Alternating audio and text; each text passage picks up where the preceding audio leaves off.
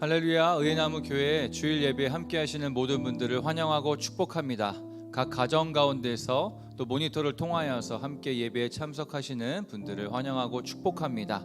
혹시나 혼자 예배 드린다고 해서, 가족 안에서 예배 드린다고 해서 지금 아직 준비되지 못한 부분들이 있다라면 우리 다시 한번 우리의 마음을 다잡고 하나님 앞에 나아갔으면 좋겠습니다. 혹자는 하나님은 마음의 중심을 보시니까 괜찮을 거야 라고 이렇게 이야기하곤 하는데, 그거는 하나님의 입장이고요, 우리의 마음의 중심을 통하여서 겉모습으로 그 모습이 흘러나온다라는 것을 우리가 믿는다라면 이 시간 다시 한번 우리의 마음을 살피고 하나님 앞에 우리의 모든 것들을 정돈하여서 하나님 앞에 최고의 예배를 드리고 나아갈 수 있는 우리가 되었으면 좋겠습니다. 그런 의미에서 우리가 함께 예배 가운데 나아갈 때, 하나님 앞에 나아갈 때 우리가 준비되지 않는 모습들이 있다라면 이 시간 우리의 마음을 살피고 주님 앞에 나아갈 때 성령님 인도하여 주시옵소서 함께 좀 의지하면서 또 인도함을 구하면서 함께 기도함으로 이 예배 가운데 함께 나아갔으면 좋겠습니다. 우리 성령님의 인도하심을 구하며 나의 마음을 살피며 함께 기도하도록 하겠습니다. 함께 기도합니다. 성령 하나님, 우리의 마음을 잡아주시고 살필 수 있는 시간 허락해 주시옵소서. 우리가 예배 가운데 나아갈 때 아버지, 그냥 바쁜 마음으로 준비되지 않은 마음으로 나아가지 않게 하여 주시고, 그 크신 하나님을 만날 때, 나를 사랑하시는 하나님 아버지를 내가 뵐 때 나의 최고의 마음으로 그 모습으로 주님 앞에 나아가기 원하오니 우리의 마음을 이 시간 살피게 하시고 주님 앞에 우리의 모든 것을 드리며 나아갈 수 있는 예배가 될 수 있도록 성령님 도와주시옵소서. 인도하여 주시옵소서. 상황과 환경의 지배를 받지 않게 하시고 성령에 매여서 주님 앞에 온전함으로 나아갈 수 있는 예배가 될 수 있도록 각 가정을 축복하시고 우리가 서 있는 모든 곳이 예배의 전이 될 수 있도록 주님 그렇게 주장하여 주시옵소서. 주관하여 주시옵소서.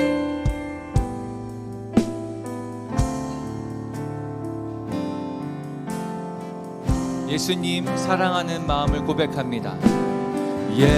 예수님 사랑하는 마음, 예수님 보고 싶은 마음, 예수님 만나고픈 마음 모두 다 알고 계시죠. 한 번 더 고백하겠습니다. 예수님 사랑하는 마음, 예수님 보고 싶은 마음, 예수님 만나고픈 마음 모두 다 알고 계시죠. 이 시간 내 맘에 오셔서 나를 안아주세요. 이 시간 내 맘에 오셔서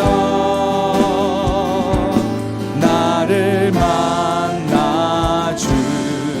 다시 한번 이 시간 내 안에 오셔서, 이 시간 내 맘에 오셔서 나를 안아주세요. 나를 안아주세요. 이 시간 내 맘에 오셔서 나를 만나주. 한 번 더 우리의 고백으로 이 시간 내 맘에, 이 시간 내 맘에 오셔서 나를 안아주세요. 이 시간 내 맘에 오셔서 나를 만나주세요. 누구보다도 내 상황과 내 마음을 아시는 주님, 내 모습 가운데 최선의 것으로 주님 앞에 나아가길 원하며 최선의 마음을, 최고의 마음을 주님 앞에 올려드리길 원합니다. 우리가 생각할 때는 너무나 부족하고 연약한 모습이지만 아버지께서 우리의 마음을 모두 다 감찰하시고 아신다니, 아버지, 이 마음만큼은 진심이오니 우리가 준비되지 못하고 부족한 것들이 있다라고 하더라도 하나님, 그 모든 것들을 주님의 긍휼하심으로 받아주시고 이끌어 주시길 간절히 소망합니다. 이 시간 우리의 최고의 것으로 전심의 마음으로 주님 앞에 나아갈 때 하나님, 우리의 마음의 고백을 받아 주시옵소서. 또 우리가 계속해서 그러한 마음으로 고백하고 주님을 바라보고 나아갈 수 있도록 성령님 인도하여 주시옵소서. 감사드리며 살아계신 예수 그리스도의 이름으로 기도했습니다. 아멘. 우리 사도신경으로 우리의 신앙을 고백하며 나아가도록 하겠습니다.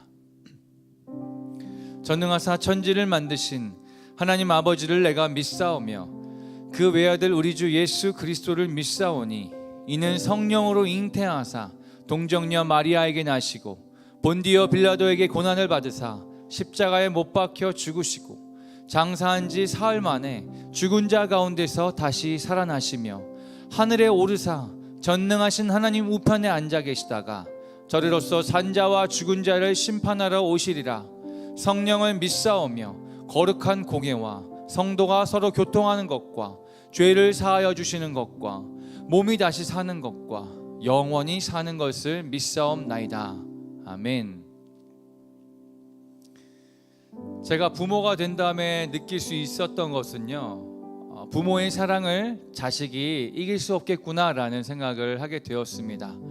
자식일 때는 몰랐는데 부모의 사랑이 이렇게 크구나, 내가 자식을 바라보는 그 마음을 확인할 때마다 그 마음을 제가 다시 한번 깨닫게 됩니다. 절대 이길 수 없고 그 자식이 그 아버지와 어머니의 사랑을 이해할 수 없을 거라고 생각이 들었습니다.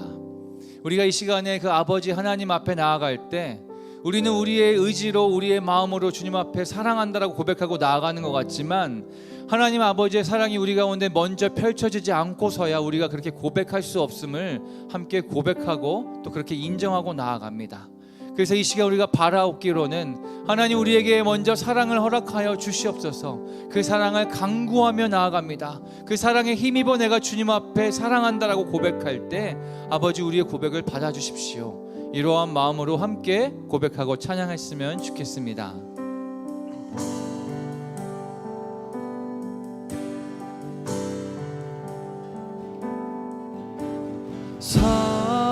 사랑한다 아들아,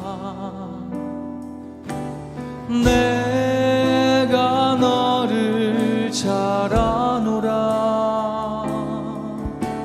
사랑한다 내 딸아,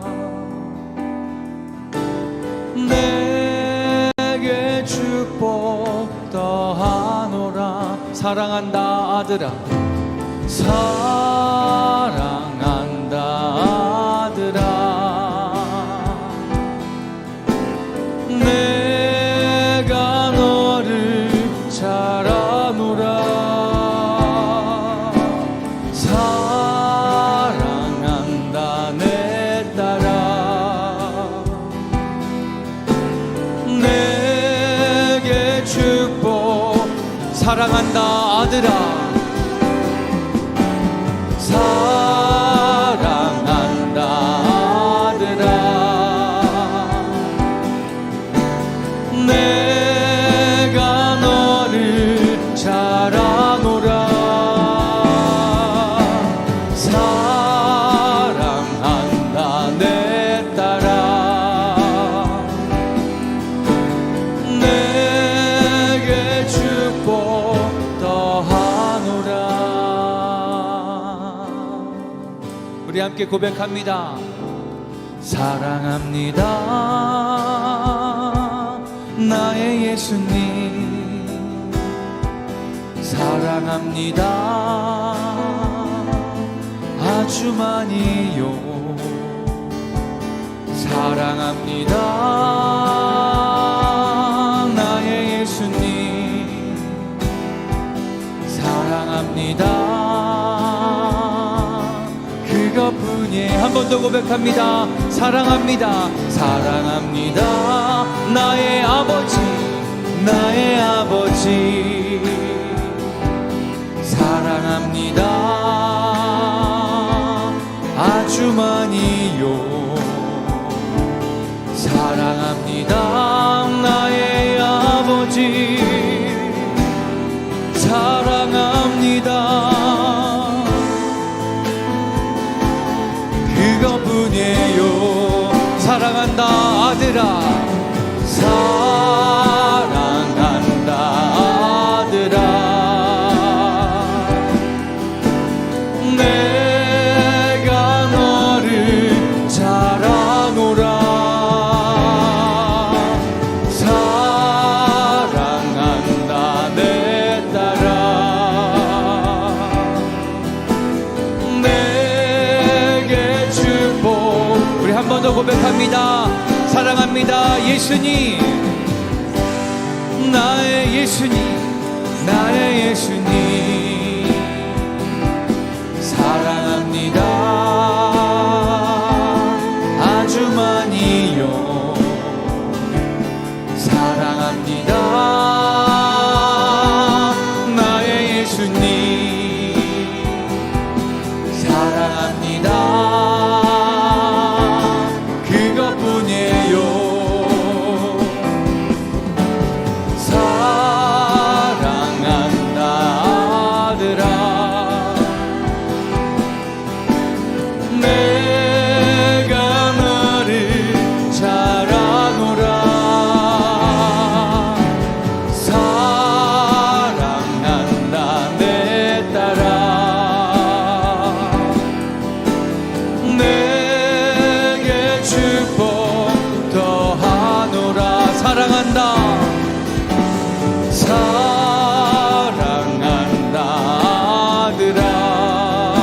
내가 너를 잘 아노라.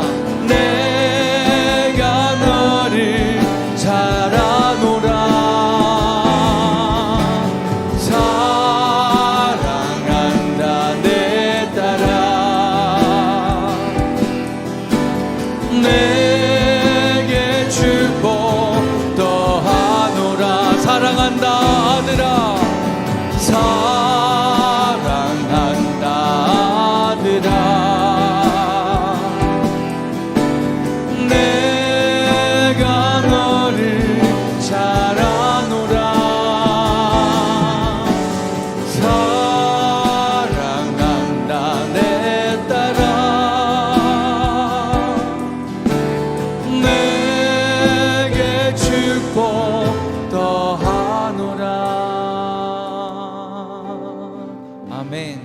하나님의 사랑이 우리 가운데 흘러넘친 것을 믿습니다.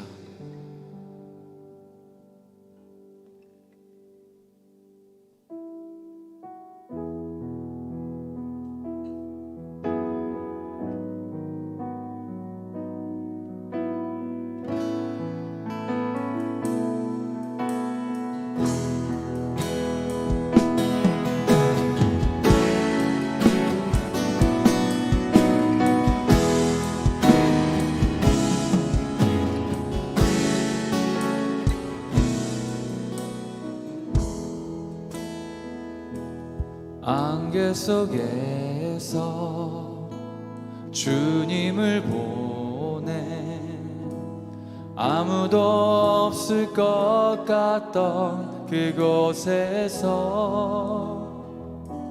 손 내미셔서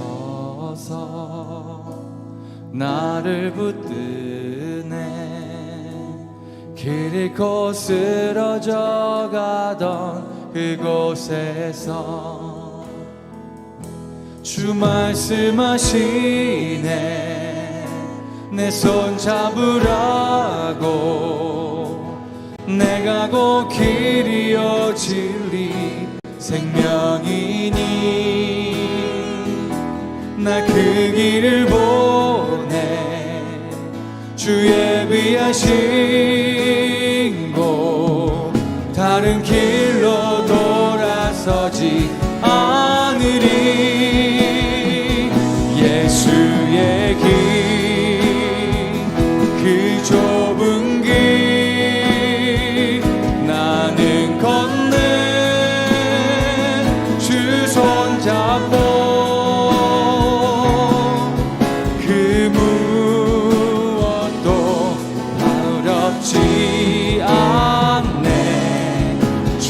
주신 약속 내게 있으니 세상의 길 그 험한 길 승리하네 성령으로 그 무엇도 바라지 않네 저 하늘에 내 소망 있으니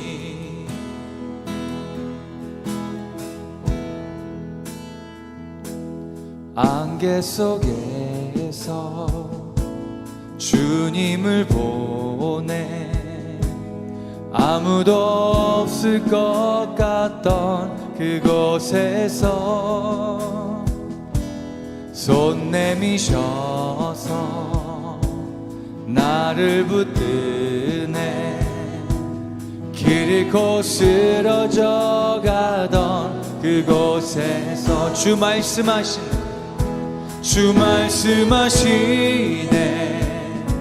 내 손 잡으라고 내가 곧 길이요 진리 생명이니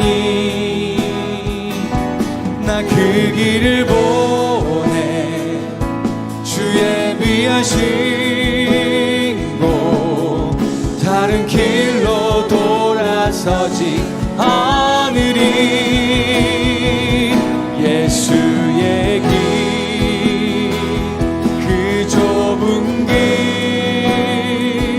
나는 건네 주 손잡고 그 무엇도 두렵지 않네 주님 주신 약속 내게 있으니 세상의 길 그 험한 길 승리하네 성령으로 그 무엇도 바라지 않네 저 하늘에 내 소망 우리 한 번 더 선포합니다 예수의 길 예수의 길 그 좁은 길 나는 건네 주 손잡고 그 무엇도 두렵지 않네 주님 주신 약속 내게 있으니 세상의 길 그 험한 길 승리하네 성령으로 그 무엇도 바라지 않네 저 하늘에 여러분들의 목소리로 다시 한번 결단하고 고백합니다 예수의 길 그 좁은 길 나는 건네 주 손잡고 그 무엇도 두렵지 않네 주님 주신 약속 내게 있으니 세상의 길 그 험한 길 승리하네 성령으로 그 무엇도 바라지 않네 저 하늘에 내 소망 있으니 세상의 길 세상의 길 그 험한 길 승리하네 성령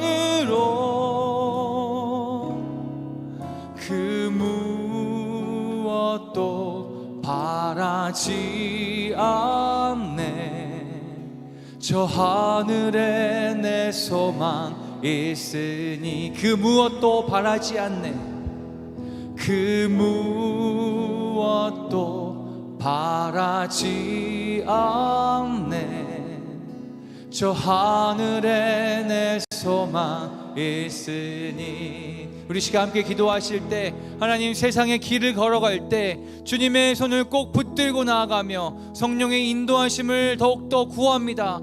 특별히 이 예배 시간 가운데 주님의 말씀이 선포되어질 때 그 말씀이 내 안에 온전히 심기어져서 내 삶 가운데 걸어갈 때 내가 내 스스로 내 마음대로 내 뜻대로 걸어가는 것이 아니라 그 말씀이 인도하는 대로 걸어가게 하여 주시옵소서. 오늘의 나의 연약한 모습이 다시 한번 말씀으로 힘받고 다시 한번 결단함으로 걸어갈 때 성령의 힘을 힘입는 그러한 역사가 일어나게 해달라고 다시 한번 기도하고 나아가도록 하겠습니다. 함께 기도하겠습니다. 우리 가운데 선포되는 말씀을 기대합니다. 성령으로 걸어갈 수 있도록 성령님 역사하여 주시옵소서. 내 마음 가운데 역사하여 주시옵소서.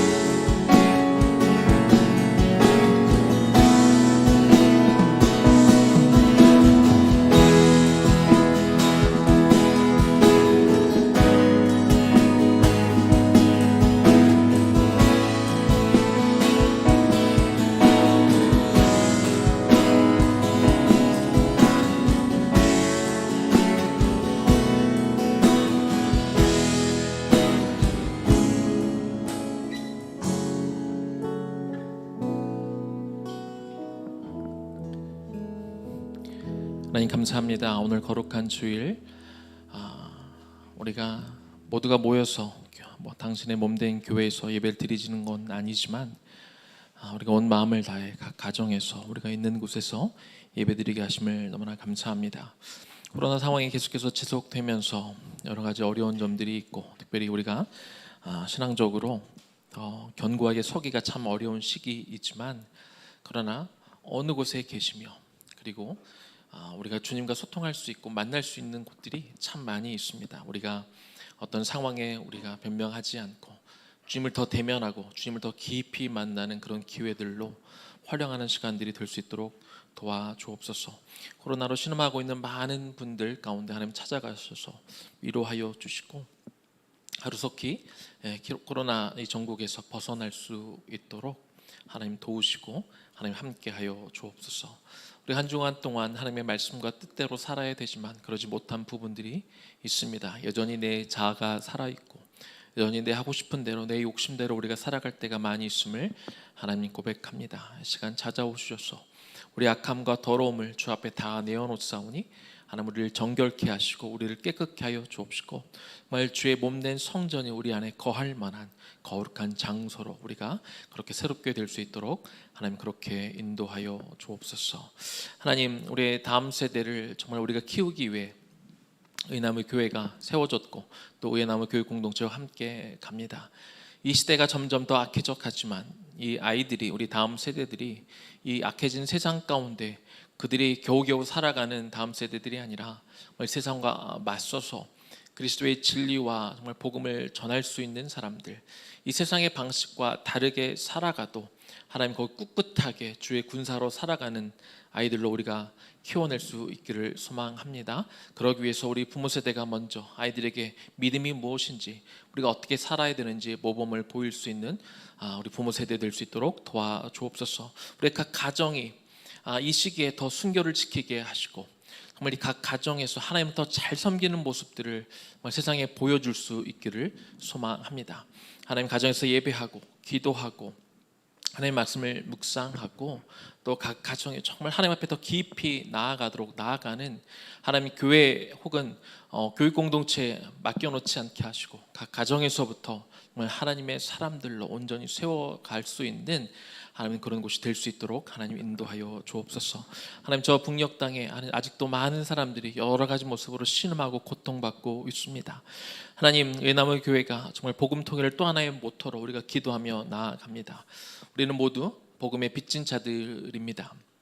하나님 저 땅에 언젠가 지금 우상을 섬기고 있는 모든 것들이 무너져 그곳에 다시 과거처럼 교회가 세워지고 하나님을 찬양하고 예배하는 그날이 올 때까지 우리가 계속해서 그 땅을 기억하며 그 땅에 지금도 지하에 숨어 기도하고 예배하는 그 성도들을 우리가 기억하며 기도할 수 있도록 하나님 도와주옵소서. 하나님 저 아프가니스탄에 참 큰 위기가 닥쳐 있습니다.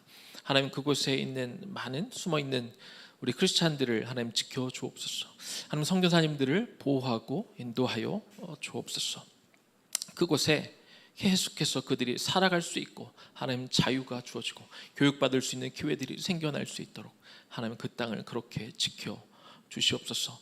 하나님 한국 땅에 와 있는 하나님 많은 이들이 또 있습니다. 그 중에 또 100여 명이 넘는 다음 세대의 아이들이 있는데 하나님 그곳에 분들이 한국에 와서 다시 한번 새로운 자유를 얻을 뿐만 아니라 복음을 접하고 예수를 믿고 구원을 얻을 수 있는 새로운 길이 열릴 수 있도록 또한 하나님 그렇게 인도하여 주옵소서.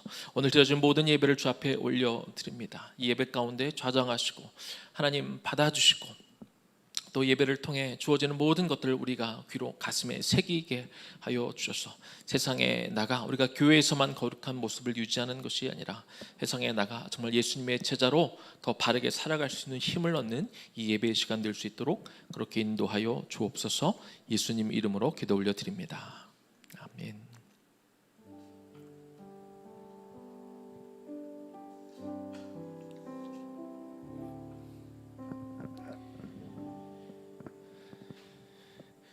반갑습니다. 우리가 직접 대면하지는 못하지만 또 이렇게 우리가 한 자리에서 예배를 드리는 그런 마음으로 우리가 또 같이 예배를 드리면 좋겠습니다. 몇 가지 광고 말씀드립니다.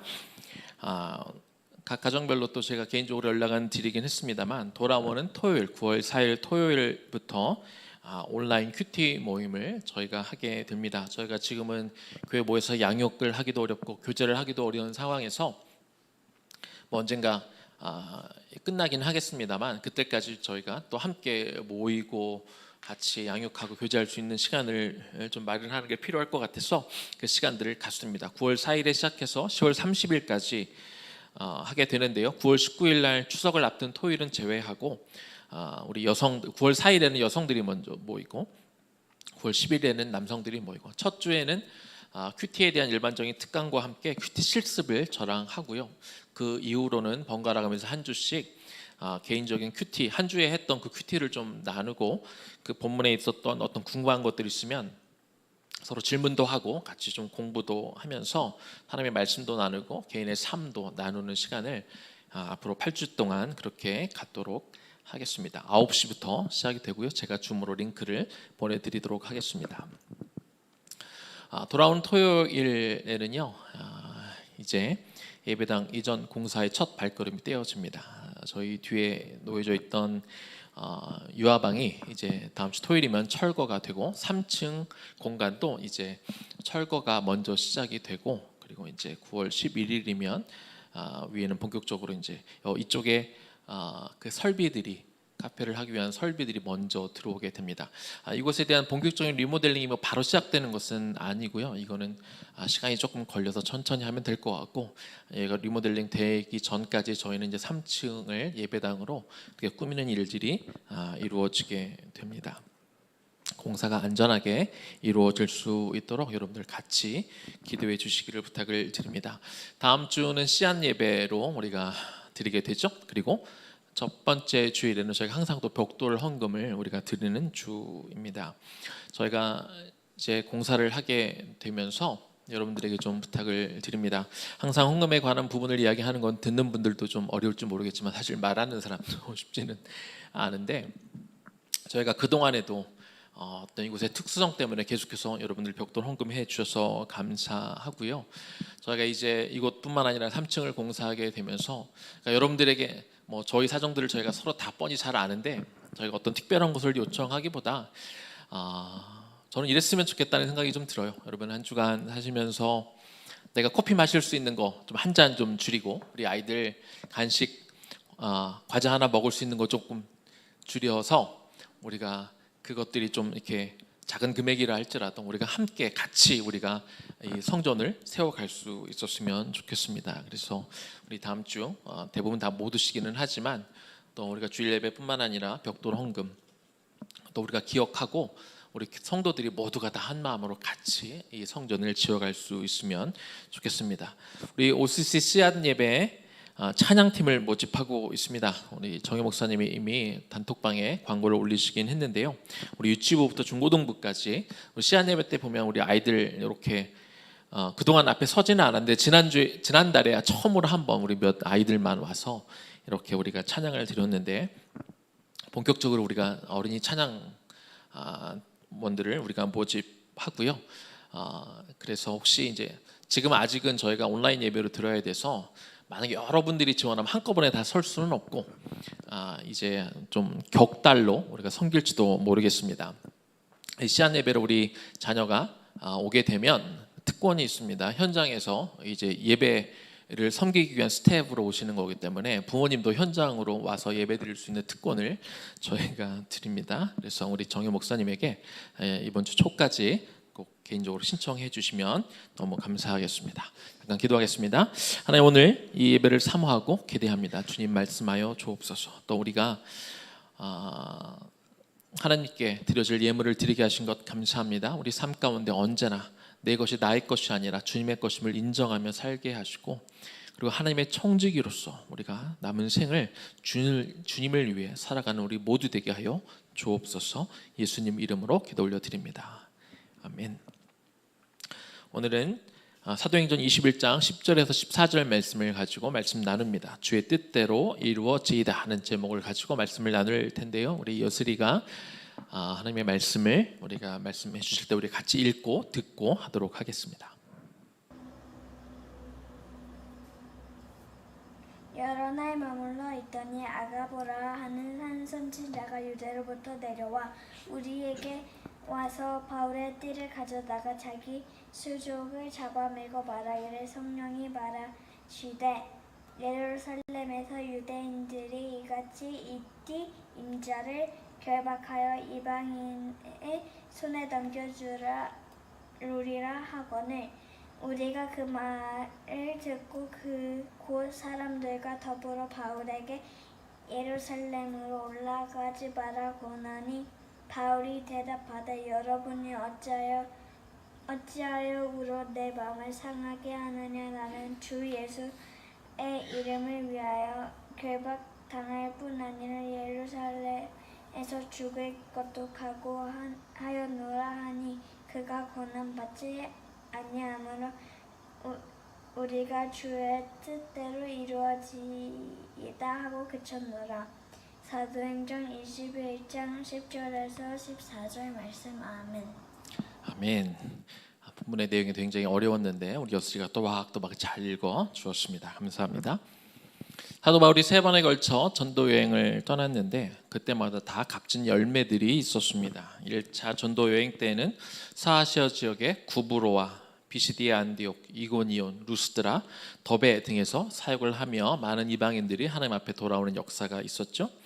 2차 전도 여행은 성령의 강력한 개입이 있었습니다. 그래서 워낙은 소아시아 지역에 다시 가려고 했는데 성령님이 개입하셔서 유럽으로 자리를 옮기게 되죠. 그래서 빌립보, 데살로니가, 베레아, 아덴, 고린도 등에서 복음을 전하며 많은 유럽인들이 또 복음을 전하는 역사가 있었습니다.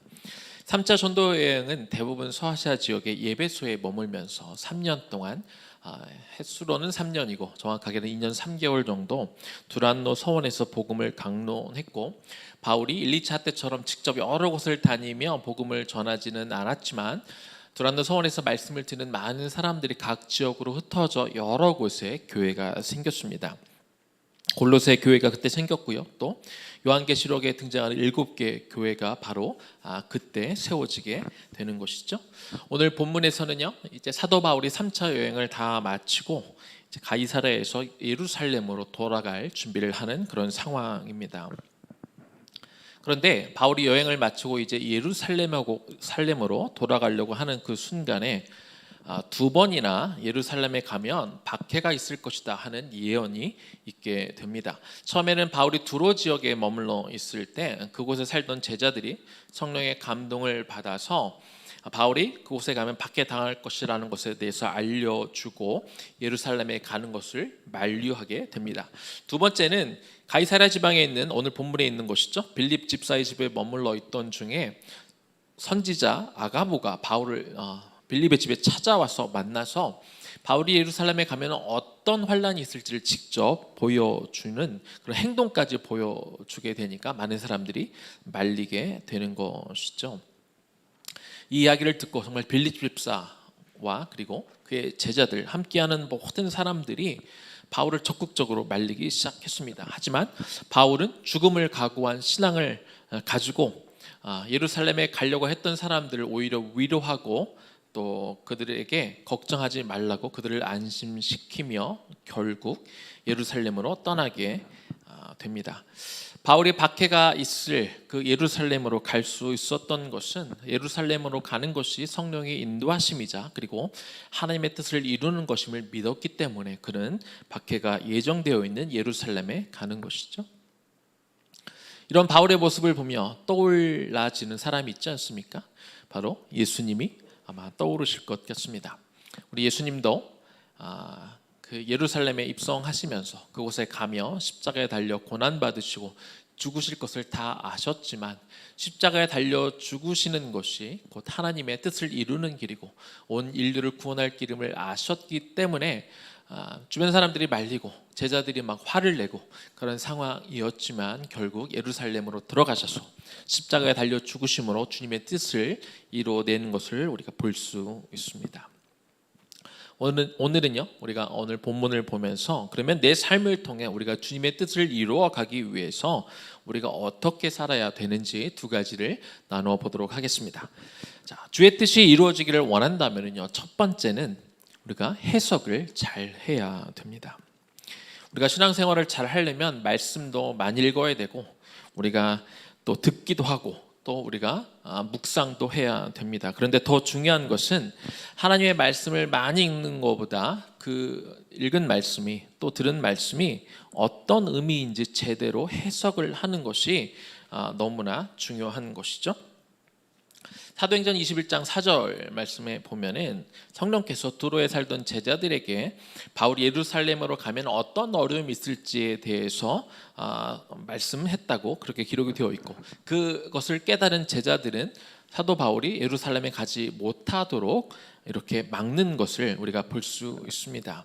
바울 입장에서는 자신을 정말 사랑하고 아껴주는 사람들이 성령의 음성을 듣고 그들이 한 목소리로 예루살렘에 가지 말라고 이렇게 경고했기 때문에 성령님께서 나를 거기 가지 말라고 막으시는 거구나라고 이렇게 분명히 해석할 수 있었습니다. 그런데 만약 바울이 예루살렘에 가면 고난을 겪을 것이라는 성령의 예언을 들은 제자들의 말을 들어서 예루살렘에 가지 않았다면 이제 다음 주에 저희가 큐티를 할 것입니다만 사도행전 23장에 보면 하나님이 바울을 향해 이제 네가 로마에 가서 예루살렘에 앞으로 가서 전했던 그 복음을 네가 로마에 가서 또 전해라 이런 말씀이 이제 23장에 나올 텐데 그 성령의 예언을 듣고 그가 가지 않았다면 로마에 바울을 가게 하려고 했던 하나님의 뜻이 이루어지지 않았을 것입니다. 또 8절에서 12절까지 오늘 본문 쪽이죠. 사도행전 6장에서 사마리아 지역에 가서 복음을 전했던 유명한 전도자 이 빌립 집사의 집에 아가보 선지자가 찾아와서 사도 바울의 장차 예루살렘에 갔을 때 겪을 일을 너무도 비주얼리 아주 생생하게 보여주는 일이 있습니다. 오늘 본문 11절을 다시 한번 볼게요. 우리에게 와서 바울의 띠를 가져다가 자기 수족을 잡아매고 말하기를 성령이 말씀하시되 예루살렘에서 유대인들이 이같이 이 띠 임자를 결박하여 이방인의 손에 넘겨주리라 하거늘. 자, 사도 바울이 어떻게 결박을 당할지 사울의 이 긴 띠를 가지고 직접 자신의 몸을 묶으면서 보여준다는 것은요, 그만큼 이것이, 이 예언이 성령으로부터 온 것임을 우리에게 분명하게 보여주시는 것입니다. 이런 상황에서 사도 바울은 어떻게 이 상황을 해석을 하고 있습니까? 예루살렘에 가는 것을 성령이 막는구나. 이게 한 번도 아니고 이 두 번째 이렇게 구체적으로 보여주시는 거를 보면, 내가 그동안 전도여행 가서 내가 얼마나 많은 핍박을 받았어, 내가 얼마나 많은 고생을 했어, 내가 두들겨 맞기도 하고, 내가 감옥에 갇히기도 하고, 죽을 뻔한 위기들을 내가 그렇게 많이 겪었는데 드디어 하나님이 나를 좀 쉬게 하시는구나 라고 얼마든지 그렇게 해석할 수 있지 않겠습니까? 이게 얼마나 분명하면서 두 번에 걸쳐서 성령이 이렇게 예언을 하셨을까? 분명히 그렇게 해석할 수 있었을 것입니다. 성령이 바울이 당할 고난에 대해서 경고하신 것은 분명히 맞습니다. 그러나 성령의 경고는 그 고난을 그러면 피하라고 주신 것이 아니라 바울로 하여금 그 고난이 닥쳐왔을 때 그때를 대비해서 마음의 준비를 단단히 하라고 성령께서 사실은 가르쳐 주신 것입니다. 만약 하나님이 정말로 바울이 예루살렘에 가는 것을 막기를 원하셨다면 예언자들에게 단순히 고난이 있을 것이다 라고만 말씀해 주는 것이 아니라 예루살렘에 가지 못하도록 그렇게 예언을 하셨을 것이고, 또한 예루살렘에 가려고 했을 때 그가 예전에 소아시아 지역으로 가려고 했지만 성령께서 직접 개입하셔서 또 환상을 통해서 유럽으로 가라고 말씀하신 것처럼 아마 그런 또 다른 하나님의 음성이 있었을 것입니다. 그러나 성경 어디에도 성령이 그에게 고난이 있을 것이라고 말씀하셨지 예루살렘에 가지 말라라고 한 곳은 없는 것을 우리가 알 수 있는 것이죠. 바울은 예루살렘에 가면 고난을 받을 것에 대한 성령의 예언과 그리고 동료들의 만류를 당하면서도 자기 좋을 대로, 자기 편할 대로, 자기 유익대로 그렇게 짜맞춰서 성령의 말씀을 해석한 것이, 그렇게 해석하지 않았고 그는 결국 예루살렘에 가는 것을 포기하지 않았습니다. 오늘 본문은 아니지만 사도행전 21장 5절 말씀에 이런 말씀이 있습니다. 이 여러 날을 지낸 후 우리가 떠나갈새 그들이 다 그 처자와 함께 성문 밖까지 전송하거늘 우리가 바닷가에서 무릎을 꿇어 기도하고.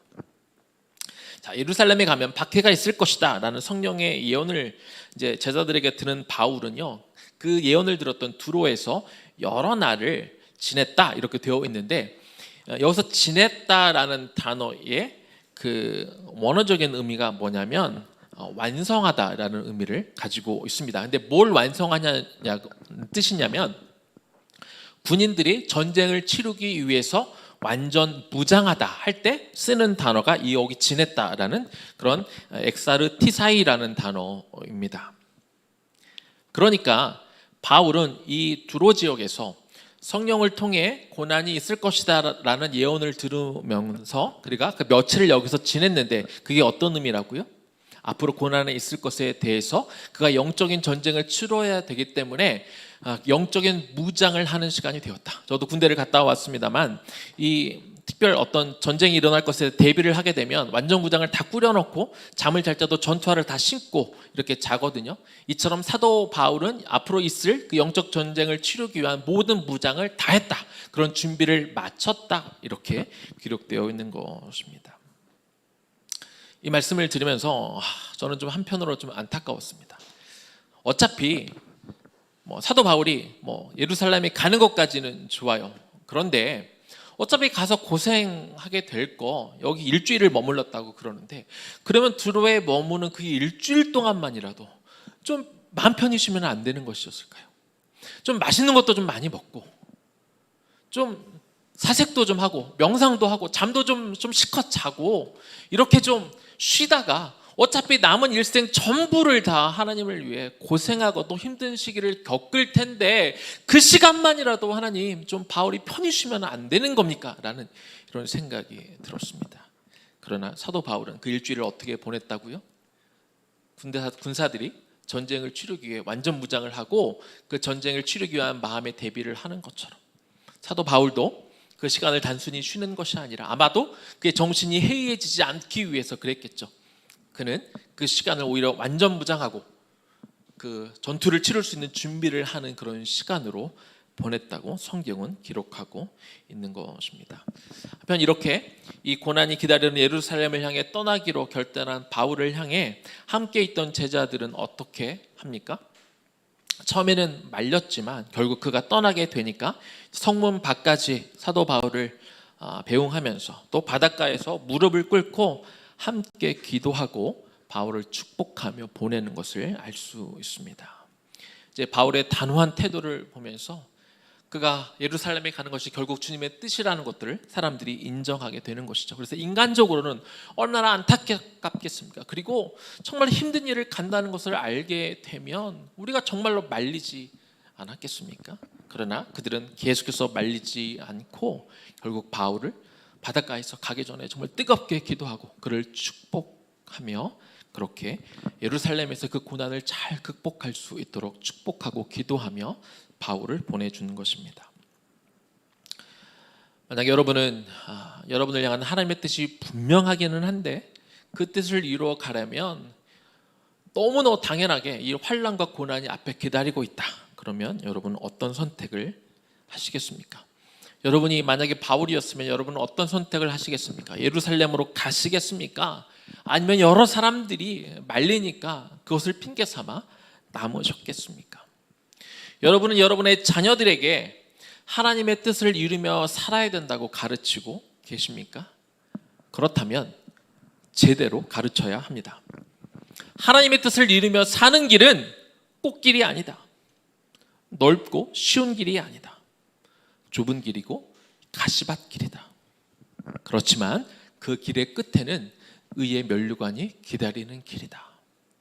우리가 우리 자녀들에게 분명히 그렇게 가르쳐야 합니다. 그렇지만 힘들고 어렵다고 해서 그것을 피하면 안 돼. 이게 주님의 뜻이 맞다면 우리는 부딪힐 수 있어야 돼. 우리는 이것을 뚫고 지나갈 수 있어야 돼. 우리가 이렇게 우리의 다음 세대들에게 가르쳐야 하는 것입니다.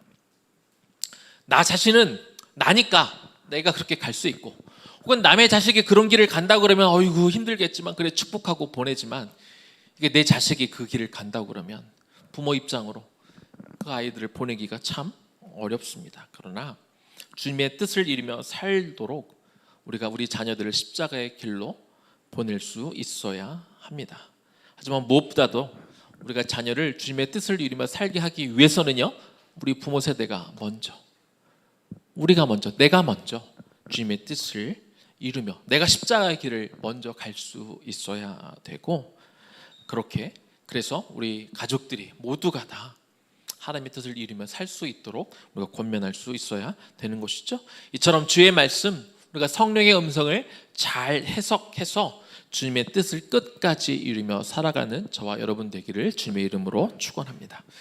두 번째입니다. 주의 뜻이 이루어지기를 원한다면 주 예수를 위하여 죽을 각오도 해야 합니다. 13절입니다. 바울이 대답하되 여러분이 어찌하여 울어 내 마음을 상하게 하느냐. 나는 주 예수의 이름을 위하여 결박당할 뿐 아니라 예루살렘에서 죽을 것도 각오하였노라 하니. 바울은 예루살렘에 가려는 자신들을 말리는 사람들에게 어찌하여 내 마음을 상하게 하느냐 이렇게 말합니다. 여기 상하게라는 단어의 원어적인 의미는 두들겨 부수다라는 그런 의미입니다.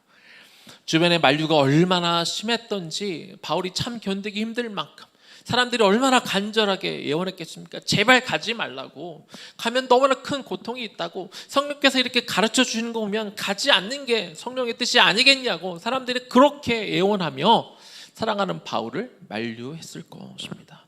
그러다 보니 사도 바울의 마음이 얼마나 흔들리고 어려웠겠습니까?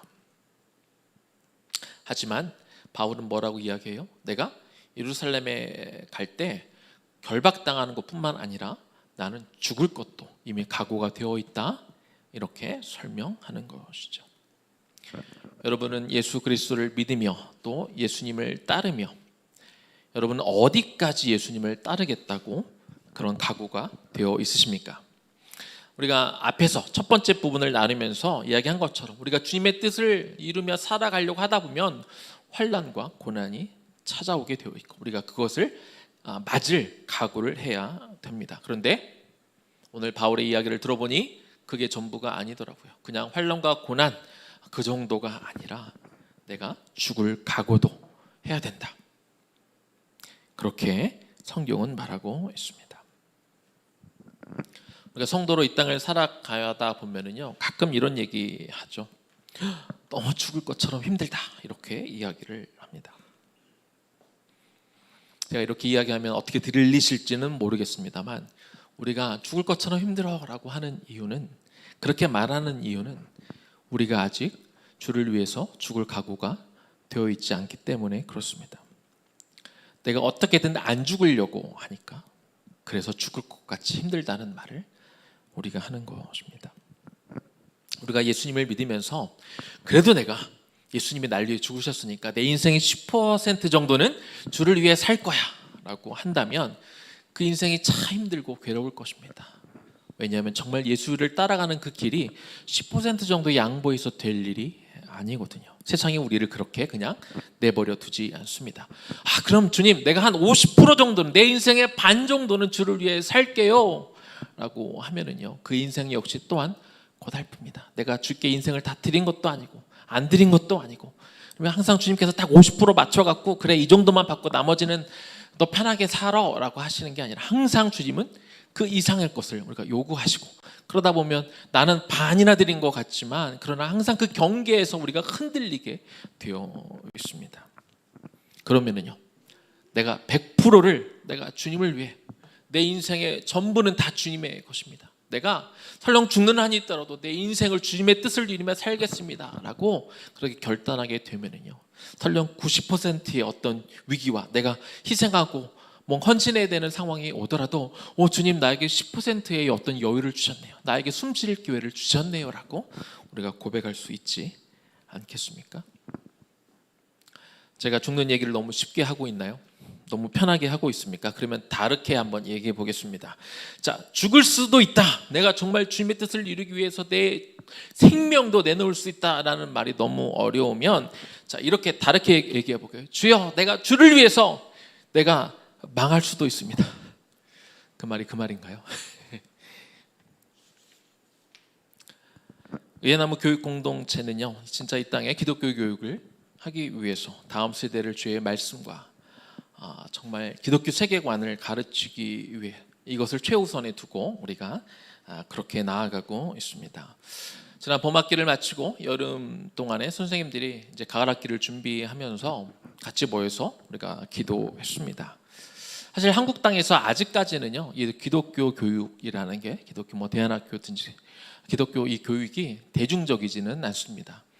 기독교 학교도 아직 대중적이지 않은데, 그 중에서도 의예나무 교육공동체가 가는 길은 그 안에서도 더 대중적이지 않은 길로 가고 있는 것이죠. 이런 상황에서 우리 선생님들이 같이 모여서 가을학기 의예나무 교육공동체가 계속 가면서 우리가 어떤 길로 가야 되는지, 그동안 간 길로 가는 게 맞는지, 아니면 혹시 다른 방향으로 가야 되는지 같이 모여서 기도할 때 선생님들이 함께 주셨던 그런 마음은, 처음 의예나무 교육 공동체를 세워주셨던 그 마음대로 가는 것이 맞다, 이렇게 동일한 마음을 주셨습니다. 제가 지금 말씀드리는 것은요, 의예나무 교육 공동체만 옳다, 의예나무 교육 공동체만 진리이다, 의예나무 교육 공동체 하는 것은 다 맞다, 이 최고다, 이거를 말씀드리는 게 아닙니다. 의예나무 교육 공동체도 여전히 부족한 것들이 많이 있습니다. 제가 말씀드리려고 하는 것은 다 각 학교마다 하나님의 부르심이 다 다릅니다.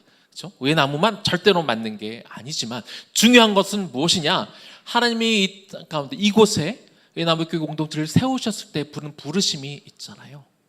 근데 그것이 설령 일반적이지 않다 할지라도, 그것이 주류가 가는 길이 아니라 할지라도 하나님이 이것을 위해 부르셨으면 이것을 끝까지 붙들고 가는 게 맞다는 것인 것이죠. 그래서 선생님들이 다시 한번 그것을 확인하고, 하나님, 우리는 이것을 놓고 이것을 붙잡고 우리가 계속해서 가겠습니다, 다시 결단하며 가는 것입니다.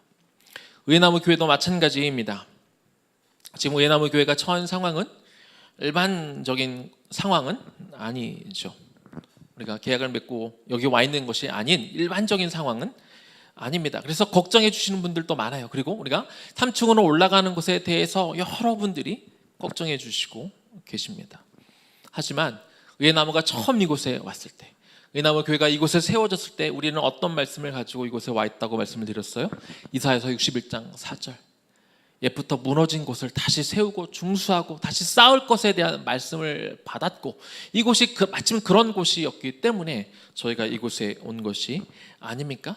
그래서 우리가 성남에서 수지로 올 수 있었고, 또한 의나무 이 교회를 세우시면서 하나님의 사역 방향을 재건, 복원, 갱신이라고 주셨기 때문에 우리가 이곳에 계속해서 남아있는 것이고, 또 올 한 해 의나무 교회에 주신 표가 무엇입니까? 지경을 넓혀 주소서. 이것이 우리 표잖아요. 그런데 지금 돌아가는 상황이 일반적이지 않고 좀 어려울 수는 있겠지만, 하나님이 주신 어떤 사역의 방향대로, 올해 우리에게 주신 목표대로 방향이 진행되고 있는 것이죠. 여기에 유불리를 따질 필요는 없는 것 같아요. 이게 이성적이냐 합리적이냐를 우리가 보는 것이 아니라, 의나무 교회가 지금 하나님이 주신 마음대로 가고 있느냐, 하나님이 이곳에 교회를 세우신 그 목적대로 우리가 가고 있느냐, 우리는 그것을 확인하면 되고, 그게 맞는다면, 이것이 좀 어려움이 보인다 할지라도, 좀 힘들 것 같은 상황에 놓일 것 같다 할지라도, 우리가 좀 손해보는 상황이 설령 생긴다 할지라도 우리가 그것에 타협하고 우리가 그것을 꺾어서 돌아가는 것이 아니라 그 길을 향해 끝까지 걸어가는 것, 이것이 중요한 것입니다. 여기 우리와 함께 하시는 분들, 또 온라인으로 함께 예배 드리시는 분들은 의나무를 선택하셨고, 또 이곳이 나의 교회이기도 하고 우리의 자녀들이 다니는 교육 공동체이기도 하니까 의나무 공동체가 잘 되고 성공하기를 한 마음으로 바라실 것입니다. 하지만 저도 그렇고 우리 목회자들도 그렇고 우리 선생님들도 마찬가지라고 생각합니다. 우리는 이곳에서 성공하기 위해 여기에 와 있지 않습니다. 큰 교회를 세우기 위해 많은 학생들을 자랑하는 학교를, 그런 교육 공동체를 우리가 원해서 이곳에 와 있는 것은 아닙니다. 설령 하나님의 의나무가 야, 너 여기까지 와서 너무 수고 많이 했다, 하지만 여기까지다 말씀하시는 날이 설령 온다 할지라도, 하나님이 이곳에 의나무를 세울 때 주신 그 뜻을 끝까지 붙들며 우리는 갈 것입니다. 중요한 것은 세상적인 기준과 잣대로 이곳에서 우리가 성공하느냐, 이것이 아니라 우리가 주님께서 이곳에 보내신 그 뜻을 끝까지 붙들 수 있느냐, 이게 더 중요하기 때문에 그렇습니다. 그래서 의나무는 세상적인 성공을 하지는 못할다 할지라도 우리는 승리하는 그 길을 향해 끝까지 걸어갈 것입니다. 그러려면 그냥 되는 게 아닙니다. 죽을 각오도 해야 되는 거예요. 주님의 뜻을 이루기 위해서 이게 저절로 되지 않아요. 죽을 각오를 하고 망해도 좋다 하는 그런 마음으로 주님의 뜻을 끝까지 붙들고 우리가 가야 되는 것입니다. 우리가 이 각오로 나아갈 때 예수님의 그 멍에를 쉽고 가볍게 지고 가셨던 것처럼 저희 모두도 이 나무 공동체가 우리가 쉽고 가볍게 주님께서 주신 이 멍에를 지고 갈 수 있을 줄로 믿습니다. 말씀을 마무리하겠습니다. 사도행전 21장 14절 말씀에 이렇게 오늘 본문이 마무리가 되죠.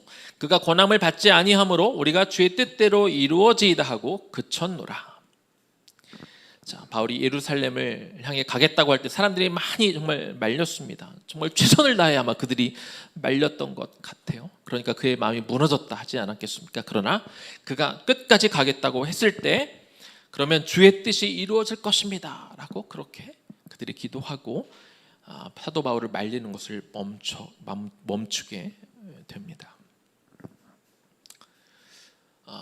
오늘 본문은요. 오늘 이 본문은 사실은 제가 약 2년 전에 할렐루야 교회를 사임하면서 고별 설교를 했던 그 본문입니다. 할렐루야 교회라는 큰 교회를 이제 제가 사임하고 이렇게 개척을 하게 될 때 제가 기도하면서 받은 말씀이 이 말씀이었습니다. 아마 그때 제 심정이 아마 예루살렘을 향해 가는 바울의 심정과 비슷했는지 모르겠습니다. 지난주 큐티를 하면서 한 분이 이런 질문을 했습니다. 바울은 예루살렘에 가는 것이 하나님의 뜻인 줄 어떻게 확신했을까요? 라고 한 분이 물으셨습니다. 성경에는 바울이 예루살렘에 가는 것에 대해서 이 소아시아에서 유럽으로 선교 방향을 바꿀 때처럼 어떤 음성을 들려주셨거나 혹은 환상을 보여주셨다는 기록은 없습니다. 그런데 한편 바울이 자기 고집이나 자기 의로 예루살렘에 가려 했다면 분명히 하나님이 어떤 책망을 하셨을 텐데 하나님이 책망하신 기록이 없는 것으로 보아서 바울이 예루살렘에 가는 것은 주의 뜻이었음이, 그리고 사도행전 23장을 봐도 그것이 하나님의 뜻이었음이 분명히 드러나 있습니다. 다시 질문으로 돌아가서 바울은 예루살렘에 가는 것이 하나님의 뜻인 줄 그가 어떻게 알았겠습니까? 그것은 사도 바울이 살아온 인생, 특별히 전도 여행 가운데 그가 어떻게 행했는지를 보면 거기에 답이 있다고 생각합니다. 전도 여행 중에요, 하나님은 여러 차례 바울에게 음성을 들려주시기도 하고 환상을 보여주셔서 무엇이 하나님의 뜻인지 보여줄 때가 있었습니다. 이것은 너무나 확실했죠. 그렇지만 또 기록을 보면 때로는 하나님의 음성을 듣거나 환상을 보았다는 기록 없이 바울이 어디를 이동하거나 어떤 사역을 할 때도 있었습니다. 그런데 가만 또 바울의 행적을 보면은요, 바울은 평소에 사역을 준비하면 늘 기도하던 사람이었습니다. 빌립보에서 수일을 머물며 어떤 결실이 보이지 않을 때 그는 안식일에 기도하기 위해서 기도처를 찾아다녔다, 이렇게 기록하고 있습니다. 그러다가 기도처를 찾던 중에 그들이 루디아 일행을 만나서 루디아에게 복음을 전하고 가족이 구원받는 일이 일어납니다. 귀신 들린 여종을 낫게 할 때 그 일로 인하여 그가 고소를 당하고 그들이 감옥에 갇히고 실컷 두드려 맞았죠. 그때 그들이 밤에 자지 않고 기도하고 찬송을 올려드렸다, 성경은 기록하고 있습니다. 그렇게 찬송과 기도를 올려드렸을 때 어떤 일이 벌어집니까? 큰 지진이 났고, 그리고 감옥문이 열리고 그들을 묶었던 착고가 이렇게 풀려나는 일이 있었습니다. 그런데 일반적으로 그런 일이 났으면 다 도망갔을 텐데 바울은 도망가지 않았습니다. 그리고 그 일로 인하여 그 간수가 복음을 듣게 되었고, 그리고 그 가족이 구원을 받는 역사가 있었습니다. 그가 그 전에, 지진이 일어나기 전에 하나님 앞에 그렇게 메마고 아픈 상황에서 하나님 앞에 기도하였기 때문에 그 옥문이 열렸을 때 그가 도망가지 않는 것이 하나님의 뜻을 알았기 때문에 그가 남아있지 않았겠습니까? 에베소에서 바울은 2년 3개월 동안 하나님의 말씀을 강론했습니다. 그리고 고린도에서는 1년 6개월을 머물며 하나님의 말씀을 가르치는 데 전력했다, 성경은 기록하고 있습니다. 그리고 드로아에서는 주일에 이 낮까지 계속해서 주일이지만 일을 했던 노예들이 와서 저녁 시간에 와서 피곤한 몸을 이끌고 와서 성경 공부를 하다가 말씀을 듣다가 한 청년이 떨어져 죽게 되는 그런 일이 있었죠. 그렇게까지 열심히 사도 바울은 시간을 가리지 않고 열심히 말씀을 가르쳤던 사람입니다. 늘 말씀을 가르쳤고 가르치기 위해 또 말씀을 묵상하고 공부했던 그런 사람이었습니다. 그렇기 때문에 그는 하나님의 뜻이 어디에 있는지 늘 기도와 말씀 가운데 거하는 사람이었기 때문에 그가 예루살렘에 가는 것이 하나님의 뜻이었음을 그는 분명히 알 수 있었을 것입니다. 제가 할렐루야 교회를 사임하고 개척을 준비하면서 그걸 확인받기 위해서 한 달 정도 계속해서 제가 새벽 기도를 다니며 기도했는데요. 그때 한 가지 결정한 게, 이게 하나님의 뜻인지를 좀 알고 싶은 마음에 노트 하나를 준비해서 계속 적었어요. 설교를 들을 때마다 담임 목사님의 설교를 듣건 부목사님의 설교를 듣건 새벽 기도를 나가서 듣건 설교 가운데 저에게 주시는 말씀이라 생각되는 것들을 구절을 다 적었고요. 또 개인적으로 기도할 때 받은 말씀을 적었습니다. 그리고 사람과 만남을 통해 뭘 깨달은 게 있으면 그걸 적었는데 한 달 정도만 적으니까 몇 페이지에 나오더라고요. 그래서 전부가 다 제가 개척을 해야 되는지 그거에 대한 말씀을 계속해서 이렇게 말씀해 주셨더라고요. 이걸 쭉 읽어보면 제가 안 나갈 수가 없는 거예요. 너무나 분명하니까. 그렇게 가르쳐 주셨기 때문에 제가 확인하고 나올 수 있었습니다. 대부분의 성도님들이 궁금해합니다. 도대체 하나님의 뜻을 어떻게 알 수 있나? 하나님의 뜻이 어디에 있는지 궁금해하고, 그리고 왜 나에게는 말씀해 주지 않는가 답답해 하십니다. 하지만 늘 기도하고 늘 말씀을 붙들고 살아가는 사람들에게 주님의 뜻이 어디에 있는지 분별할 수 있는 실력이 생깁니다.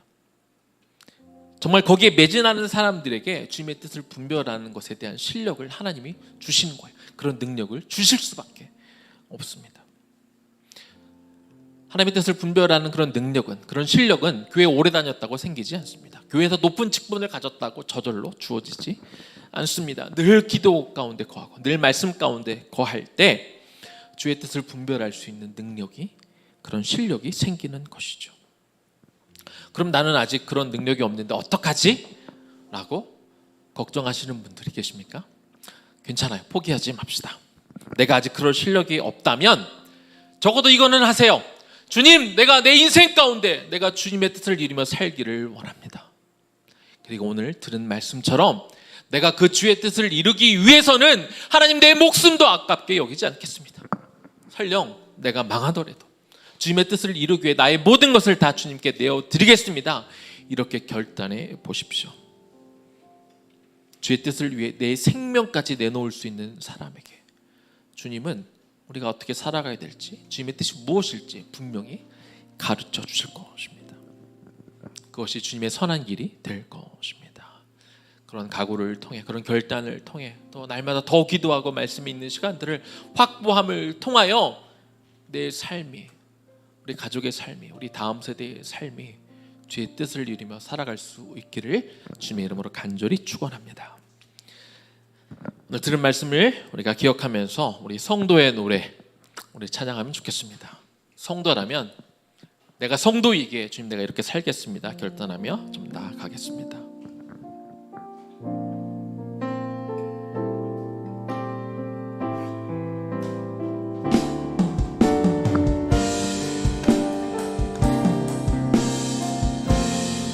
환난과 가난과 고난, 환난 가난과 고난, 수고로움 속에도 성도는 그 믿음을 지켰네.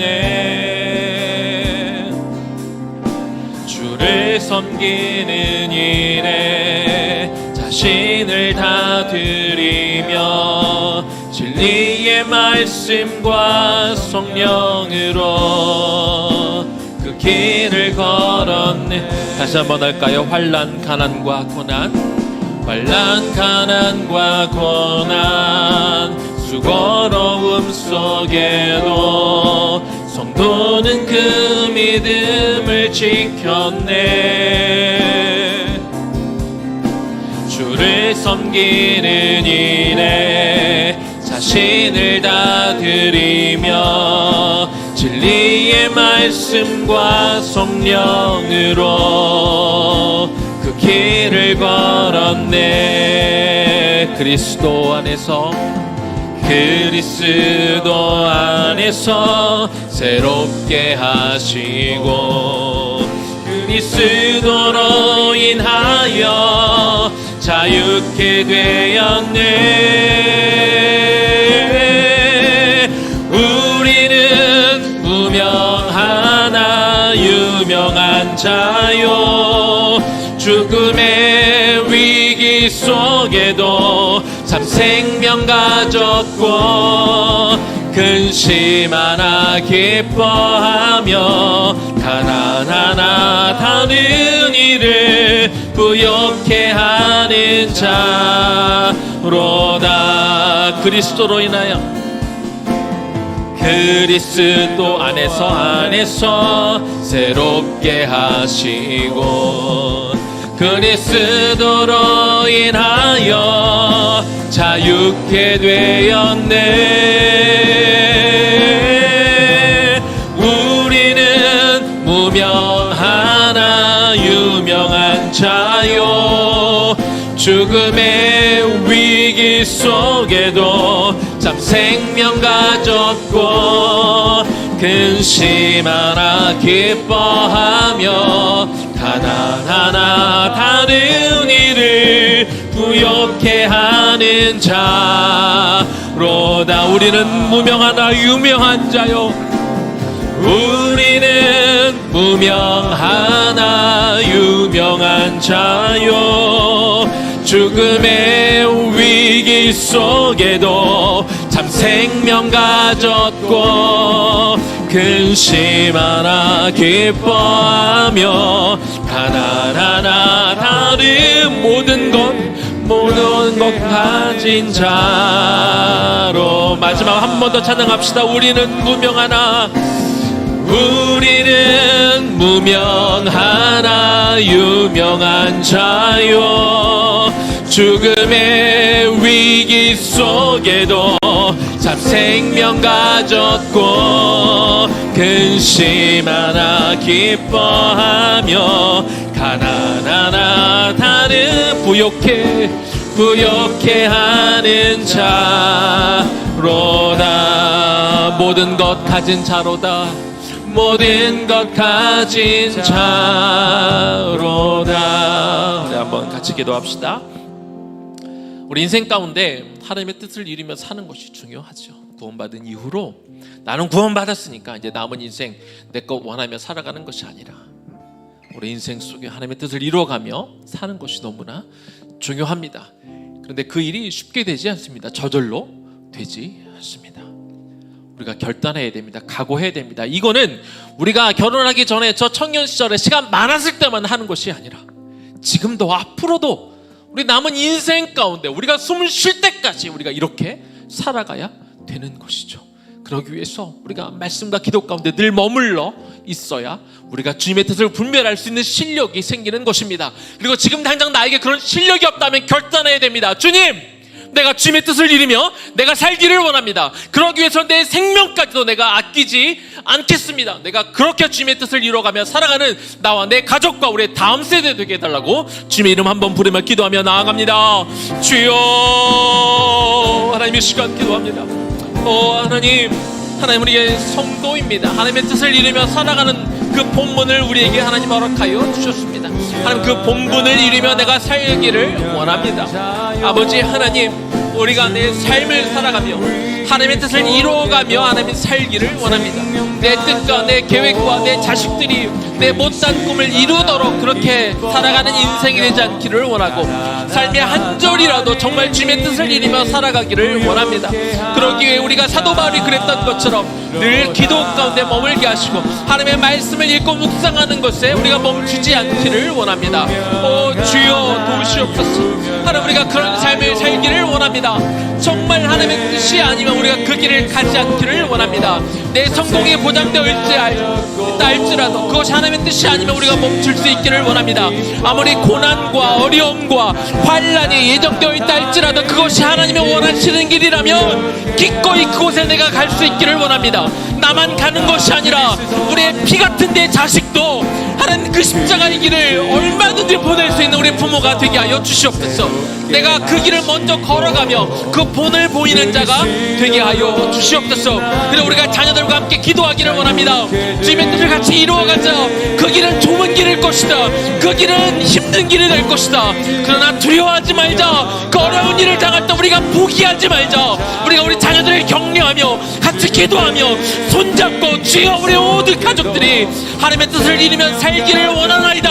이것이 우리의 삶의 목표가 되기를 원하고 이것이 내가 살아가는 이유가 되기를 원합니다. 그렇게 기도함으로 우리의 생명을 걸고 주님의 뜻을 이루어가며 살아가는 우리 모두가 되게 하여 주시옵소서.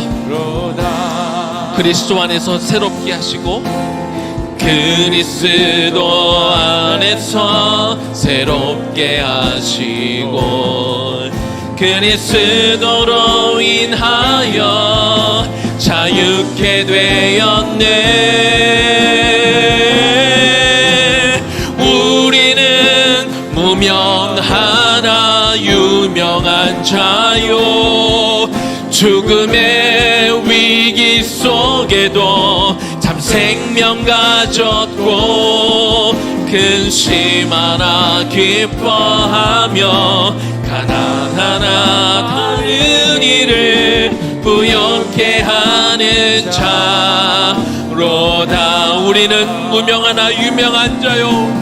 우리는 무명하나 유명한 자요. 죽음의 위기 속에도 참 생명 가졌고 근심 하나 기뻐하며 하나하나 다른 일을 부욕해 하는 자로다. 모든 것 가진 자로다. 모든 것 가진 자로다. 마지막으로 부욕해 하는 자로다. 부욕해 하는 자로다.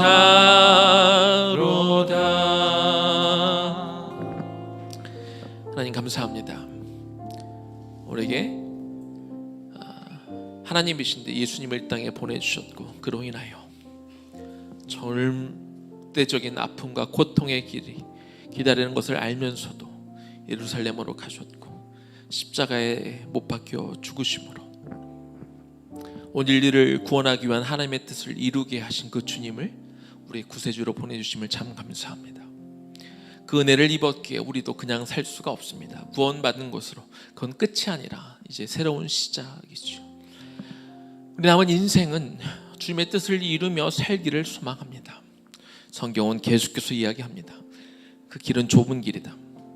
넓은 길이 아니고 그냥 잘 먹고 잘 사는 길이 아니라 가시밭길이고 힘든 길이지만, 주님 우리가 힘든 것 때문에 고난 받을 것이 예상된다고 해서 우리가 그 길을 포기할 수 없습니다.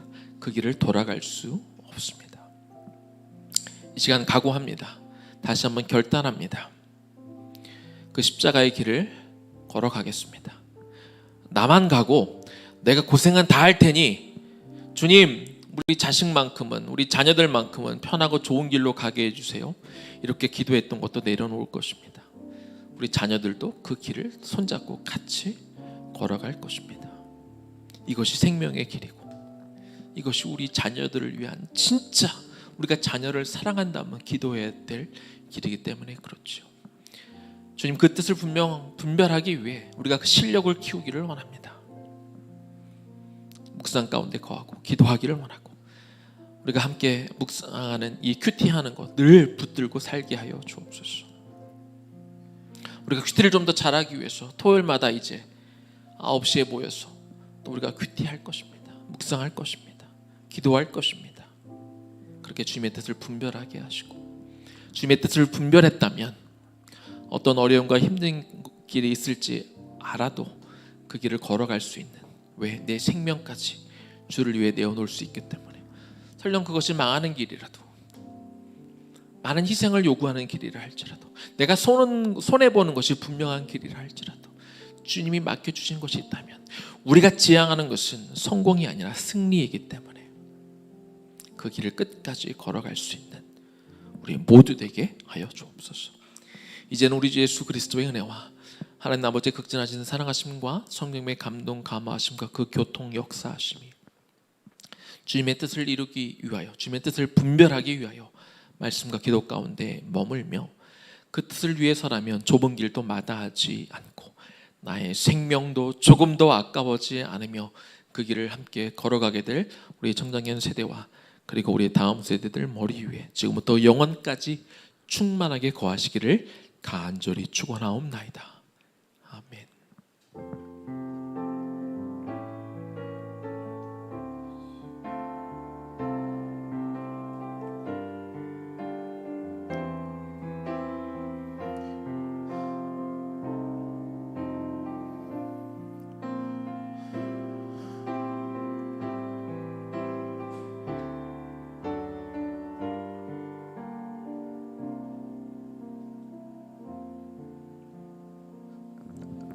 한 주간도 성공이 아니라 승리의 길을 걸어가시는 여러분들 되기를 축복합니다. 5분 후에 우리 온라인상에서 줌으로 우리 다음 세대 우리 주일학교 하도록 하겠습니다.